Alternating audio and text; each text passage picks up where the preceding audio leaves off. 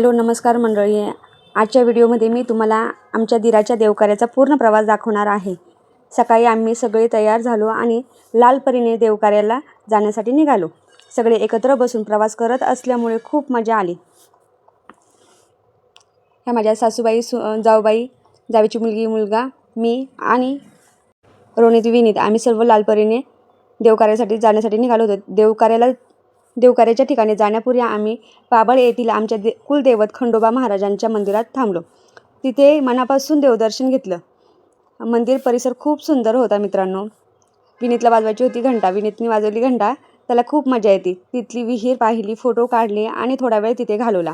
तुम्ही बघू शकता देवदर्शन एकदम अगदी खूप छान पद्धतीने आणि मनापासून असं शांततेत आम्हाला देवदर्शन वगैरे घेता आलं। खंडोबाची मूर्ती बघू शकता तुम्ही। मग विनीतला तहान लागली होती तर माझ्या जाऊबाईंनी त्याला पाणी वगैरे पाजलं आणि आम्ही तिथे फोटो वगैरे काढले। त्यानंतर आम्ही देवकार्याच्या ठिकाणी पोहोचलो। अगदी वेळेत साधारण आम्ही 10:30च्या सुमारास तिथे पोहोचलो होतो। थोड्या वेळाने 11 वाजता देवकार्याला सुरुवात झाली। धार्मिक विधी अतिशय छान आणि शांत वातावरणात पार पडले। तुम्ही बघू शकता आमचा नवरदेव बाबा बसलेले बघा।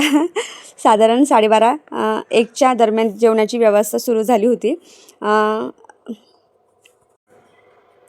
आणि त्यानंतर मग आम्ही परडी वगैरे भरली देवीची सर्वांनी आणि आरती वगैरे झाली। सर्व देवकार्य खूप छान आणि शांत वातावरणामध्ये पार पडलं।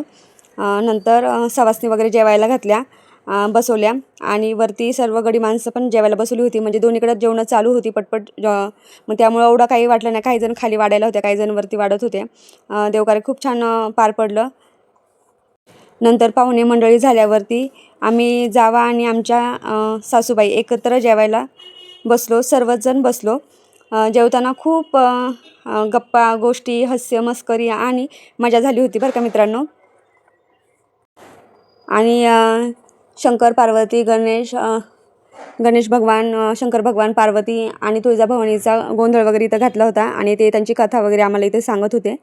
आणि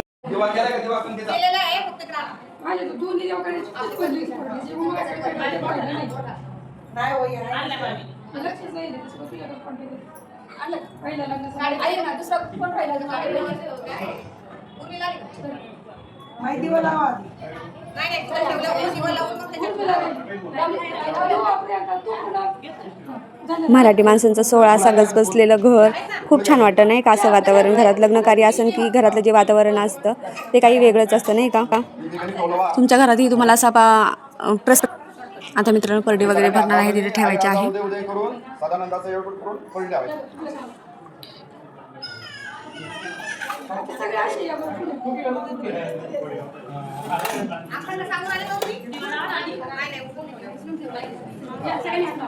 आई राजा उदे उदे सदानंदाचा येळकोट।